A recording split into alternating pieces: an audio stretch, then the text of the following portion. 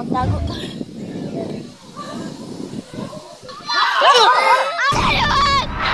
Walang awang pinagsusuntok, sinabunutan, at pinagsasapak ng isang lalaki ang isang matandang babae sa kanyang ulo at katawan sa Davao Oriental. Ang isa pang buntis na sinubukang mamagitan sa gulo. Wala ring nagawa dahil sa pagwawala ng lalaki. Paano sila makaliligtas sa ginagawang pananakit? Sa Nueva Ecija, isa namang babae ang nag-aagaw buhay matapos umanong sakta ng kanyang kinakasama. Sa sobrang lakas ng hampas sa biktima, nawalan siya ng malay at kalaunay naghingalo sa ospital.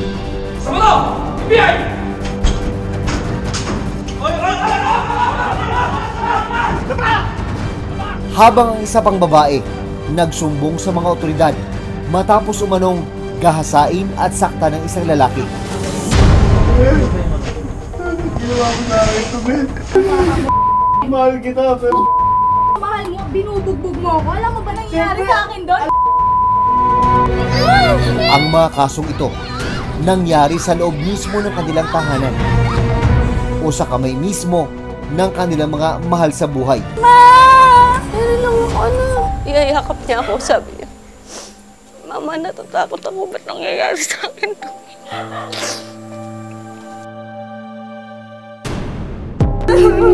Sa ganitong mga insidente ng pagmamalupit at pang-aabuso sa mga kababaihan, may napapanagot nga ba? Laban! Laban!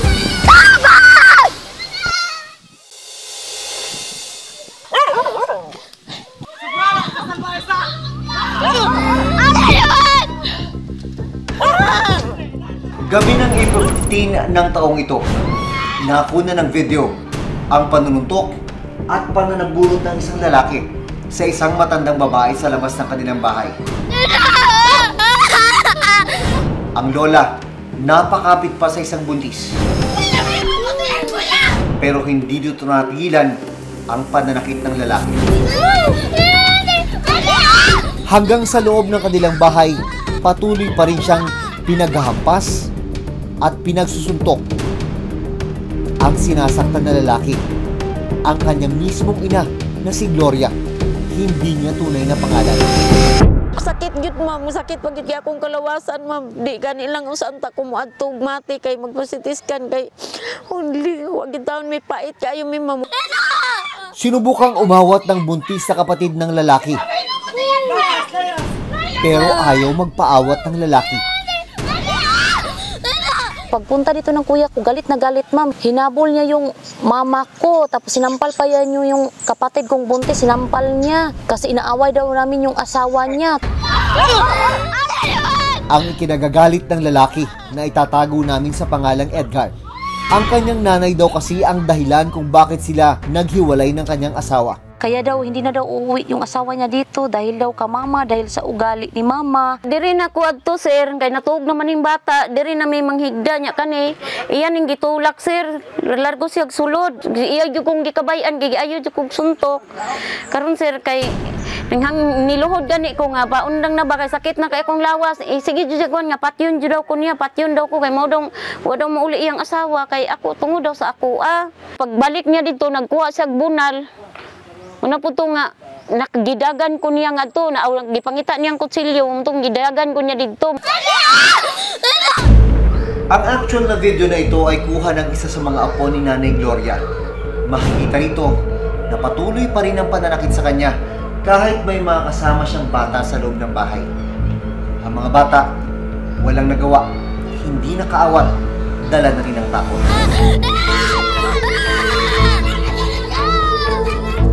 Kaya agad silang tumakbo sa barangay para ipagbigay alam ang gulo sa kanilang bahay. Laban! Laban! Kinumusta ho ng barangay officials yung sitwasyon ng mama. Dinirect ho namin siya diretso sa Municipal Health Center ho para makapagawa ho ng medical report para yun po yung basis niya para dalhin sa presinto ho.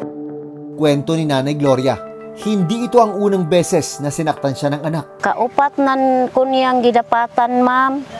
Unya, kanang lahi jud siya kuan ma'am ba, kang wa say kaluoy nako nya.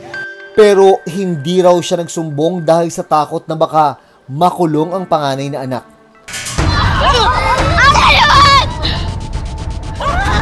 Pero nito lang April 15, mas lumala ang pananakit ni Edgar. Lumabas sa medical legal ni Nanay Gloria na nagkaroon siya ng swelling with hematoma o pamamaga at mga pasa sa muka at kanyang likuran. Sa ngayon ay patuloy na nagpapagaling ang matanda mula sa kanyang sinapit. Agad ding dinampot ng mga pulis si Edgar.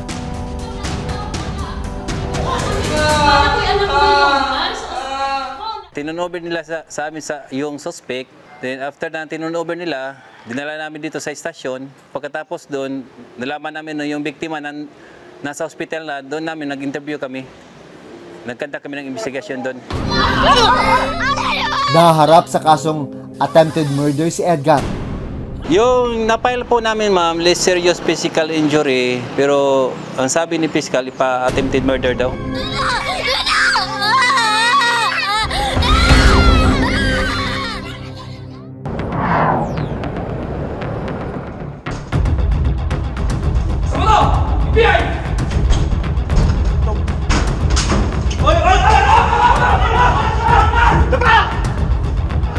September 21 nung nakaraang taon, isang babae ang dinala ng dati niya kinakasama sa hotel na ito. Dito umano siya binugbog hanggang sa mawalan ng malay. Tapos, pinagsamantalahan. Ang insidente, umalis ng hotel ang suspect. Ang biktima naman, lumapit sa mga otoridad para magsumbong. Ayon sa National Bureau of Investigation, Anti-Organized Crime and Transnational Crime Division o NBI-AOTCD na humawak ng kaso. Nakumpirma nila sa medical legal na ginahasa ang biktima na si Sandra, hindi niya tunay na pangalan. Nagkaroon din ng contusions o mga pasa sa leeg, dibdib, mga braso, tuhod at binti si Sandra. Parang may force na ginawa sa kanya na nung yung pananamantala sa kanya, makikita mo talaga may force. Nagtamo din siya ng trauma sa ulo dahil sa pambubugbog ng suspect na si Ryan, hindi niya tunay na pangalan. Sa salaysay ng biktima, mahigit 2 buwan na raw silang magkahiwalay ng suspect. At hindi na rin daw mabilang ng biktima ang paulit-ulit ng pananakit sa kanya ni Ryan. Nung araw na yun, pinuntahan siya nung ex-boyfriend niya na kailangan daw niyang sumama kasi pag hindi siya sumama, papasukin daw nung ex-boyfriend niya yung kung nasaan siya. Dahil alam niya na may pagkabayolente yung ex-boyfriend niya, napilitan siyang sumama. Habang bumabiyahe sila ay pinapalo-palo na siya sa ulo. Agad nagsagawa ang mga operatiba ng hot pursuit operation para maaresto ang suspect na si Ryan. Nakakuha sila ng impormasyon na nasa parehong hotel room ang suspect kung saan nangyari ang pang-aabuso kay Sandra. Nang katukin ng mga operatiba ang kwarto, hindi sila pinagbuksan ng suspect. Kaya sa pilitan na nilang binuksan ang pinto. Samado! FBI! Oy!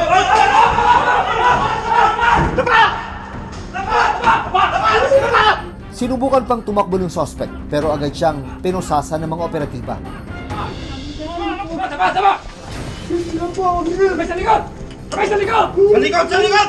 Sabay sa likod! FBI ha? Posas! O, ito posas. Sinubukan pang magmakaawa ng suspect sa mga otoridad habang pinoposasan. Relax! Sandali! Kami ay mga NBI agents ng National Bureau of Investigation, okay? Ay, sige, tingnan mo. Diba? Mahal kita. Mahal mo, binubugbog mo ako. Alam mo ba nangyayari sa akin doon? Alam mo, Hindi mo alam yung trauma. Ano sabi mo sa akin? kailangan mo ganituin. Meron ka bang baril? Wala po. Okay, ba't sinasabi ng... Nililoko ko lang po siya noon. Nanakot lang po ako. Tinutukan mo siya ng baril, ano yung ginamit mo? Di po totoo yun. Sige, upo ka lang. Oh, may baril. Hindi po baril yan. Maya-maya pa, itinuro ni Sandra ang mga baril at kutsilyo na ginamit daw bilang panakot sa kanya. Nang halugugin ang mga gamit ng lalaki, 2 baril ang nakita sa loob ng maleta. Dagdag pa ng biktima, bago mangyari ang panggagahasa sa kanya ng sospek, makailang ulit din siyang tinakot ng sospek gamit ang baril at patalim. Ito yung kutsilyo. Ito ba yung ginamit sa'yo? Ginaganyan niya yung panakot sa akin. Pinapadilaan niya sa akin. Pakinggan mo ako. Salita ko lang yung mahal na mahal. Pinagbubugbog rin daw siya ng sospek. Nang mag-inventaryo ang NBI sa iba pang mga gamit sa loob ng kwarto ng sospek, tumambad ang ilang drug paraphernalia, isang sachet ng pinaghihinalaang illegal na droga at foil. Sinampahan ang suspect ng mga kasong paglabag sa Republic Act 8353 o Anti-Rape Law at Republic Act 9262 o Anti-Violence Against Women and Children Act. Pero makalipas ang 4 na buwan, pinalaya rin siya dahil hindi raw dumadalo si Sandra sa mga pagdinig. Sana po ang ating mga biktima ay huwag silang matakot at pag pinabayaan kasi nila yung mga ganitong pang-aabuso, hindi man mangyari ulit sa kanila at ay mangyayari yun sa iba eh. Pero hindi sa lahat ng pagkakataon nakaliligtas ang mga biktima ng karahasan. March 11 nitong taon, naghihingalo sa isang ospital sa Jaén, Nueva Ecija ang 19 na taong gulang na si Melissa, hindi niya tunay na pangalan. Ayon sa kanyang ina, na-ospital si Melissa matapos daw pagbuhatan ng kamay ng kanyang kinakasama. Tumawag yung nanay nung lalaki. Nag-aaway na naman daw po yung mag-asawa. Ay pasana po siya dito sa mukha. Sabi ko, ano nangyari? Mama, uwi na tayo. Hindi ko na kaya. Nag-away daw si Melissa at kanyang kinakasama na si Jerome, hindi niya tunay na pangalan, noong March 9. Nang suntukin daw si Melissa ni Jerome, bumagsak daw siya at tumama ang ulo at katawan sa isang bato. Yung lalaki naman nasa harap ng pinto ng bahay nila. Sabi niya, Nanay, hindi ko po sinasadya. Mahal ko po yung anak niyo, nabigla lang po ako. Kung mahal mo pa ako yung anak ko, di mo sasaktan. Agad nilang idinulog sa barangay ang insidente. Nagpasya ang magkabilang panig na hindi na magsasampa ng kaso si Melissa laban sa kanyang kinakasama. Napagkasunduan na lang na lahat ng gastos sa pangyayari sa kanya at saka suporta doon sa bata, yun po ibibigay nila. Dinala sa ospital si Melissa, pero nakalabas din. Pero makalipas ang ilang araw, may mas malala pa pala siyang sasapitin. Nahihilo yung anak ko, masakit lagi ulo, hirap na siyang bumangon, hirap na siyang umupo, hirap na siyang tumayo. Nung March 16, binalik ko po siya sa ospital.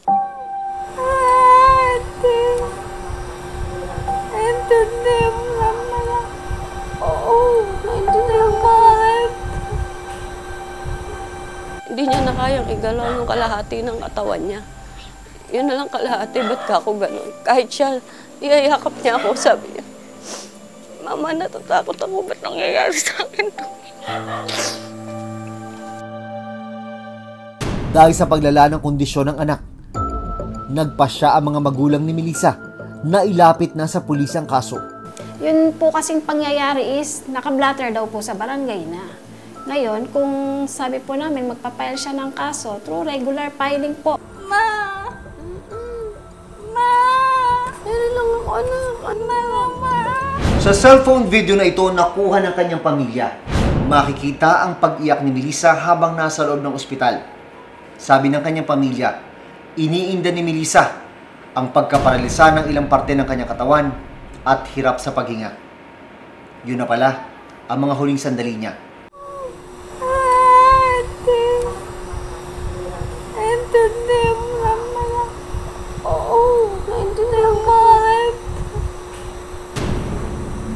March 19, binawian ng buhay si Melissa. Ayon sa death certificate ni Melissa, autonomic dysreflexia due to mauling o spinal cord injury dahil sa bugbog ang naging diagnosis sa kanya. Sobrang hirap. Hindi ko kasi matanggap na apakabilis ng pangyayari. Na yun ang ikamamatay ng anak ko.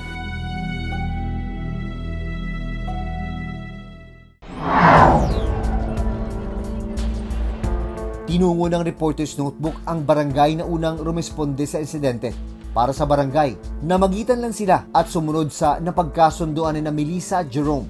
Nagkasundo sila dito sa barangay na maghihiwalay na at meron na silang itinakda sustento para sa bata. Napag-alaman din ng Reporter's Notebook na hindi ito ang unang beses na nagkaroon ng pagtatalo sina Melissa at Jerome.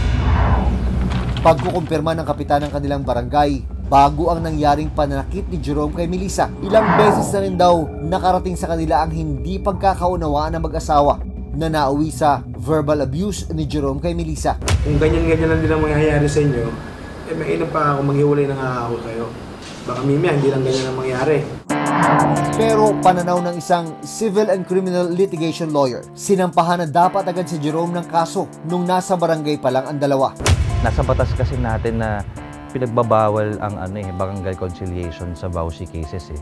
At nakasaad pa dun sa VAUSI na sino mang mag-encourage ng settlement sa VAUSI cases may be administratively liable. Stricto po ang batas dyan na hindi dapat na dumadaan sa mediation at conciliation ang mga cases ng VAUSI. Susunod! Ma! Meron lang ako Ma! Gusto daw nila makapag-areglo, handa na daw sila tumulong. Ano pa itutulong nila? Ipatay na yung anak ko.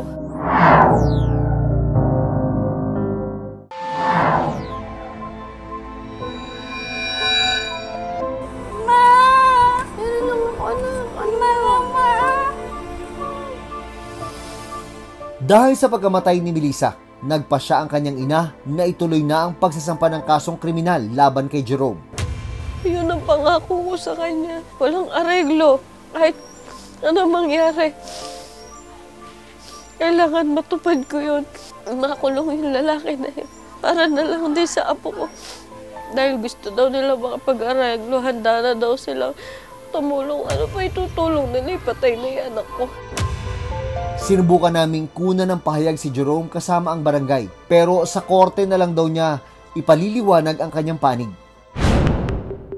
Sa huling datos ng Philippine Statistics Authority o PSA noong 2022, 17.5% ng mga Pilipinang edad 15 hanggang 49 ang nakaranas ng pang-aabuso sa loob ng kanilang bahay.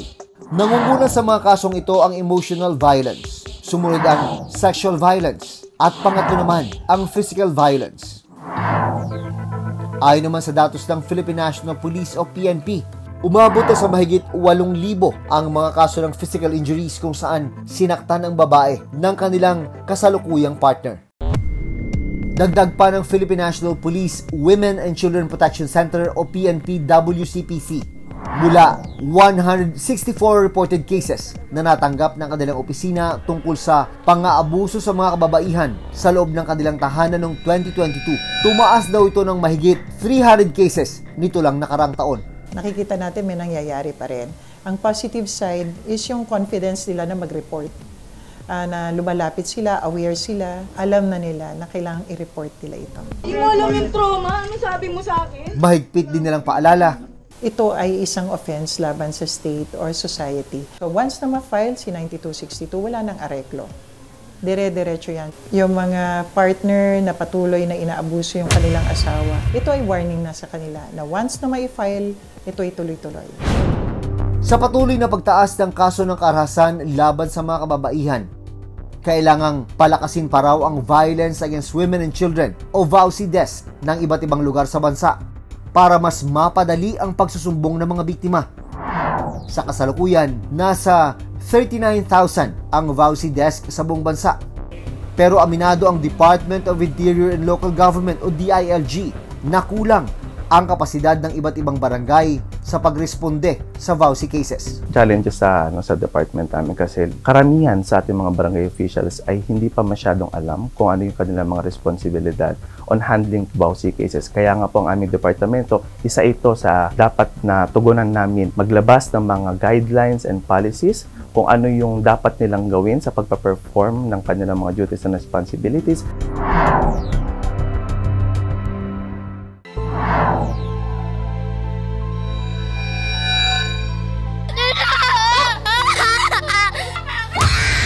Walang lugar sa ating lipunan ang anumang uri ng karahasan.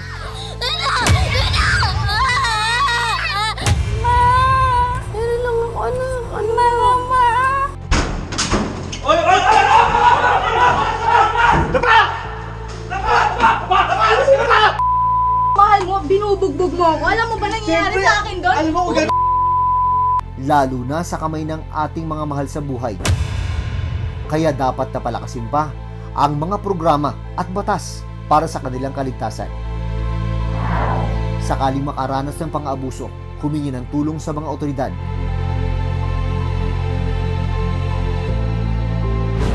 Hanggang sa susunod na Sabado, ako si Jun Veneracion at ito ang Reporter's Notebook.